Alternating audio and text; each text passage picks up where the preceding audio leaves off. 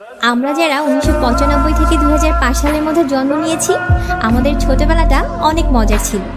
আমরা যখন ছোট ছিলাম তখন হাতগুলোকে জামার ভিতরে ঢুকিয়ে বলতাম হাত নাই। একটা কলম ছিল যার 4 রকমের কালি ছিল, আর তার 4টা বোতামই একসাথে টেপার চেষ্টা করতাম।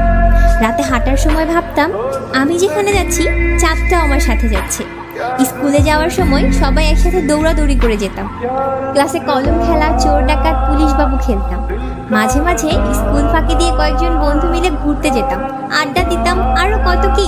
2 টাকার রঙিন বা নারকেলি আইসক্রিম, হাওয়াই মিঠাই খেতে না পারলে মনটাই খারাপ হয়ে যেত। হঠাৎ আকাশে হেলিকপ্টার গেলে সবাই আকাশের দিকে তাকিয়ে থাকতাম। স্কুল ছুটি হলে দৌড়ে বাড়িতে চলে আসতাম মিনার কার্টুন দেখতে বলে। যদি কোনো ফল খেতাম আর তার বিচি যদি পেটে চলে যেত তাহলে দুশ্চিন্তায় থাকতাম, পেটের মধ্যে গাছ হবে কি না। মাথায় মাথায় ধাক্কা লাগলে শিং গজানোর ভয়ে আবার নিজ ইচ্ছায় ধাক্কা দিতাম।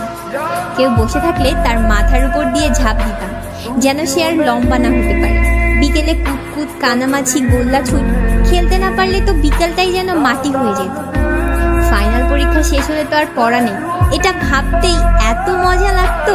নানু বাড়ি, দাদু বাড়ি যাওয়ার এটাই তো ছিল সব। ডিসেম্বর মাস ও শীতকালটা আমাদের জন্য কালারফুল ছিল। তবে ডিসেম্বরের 31 তারিখ যতই এগিয়ে আসতো ততই মনের মধ্যে একটা ভয় কাজ করত, ওই দিন রেজাল্ট দিবে কি না। এসব কথা মনে পড়লে ইচ্ছে করে আবার যদি সেই ছেলেবেলাটা ফিরে পেতাম। সেই সব দিনগুলোকে খুব মিস করি।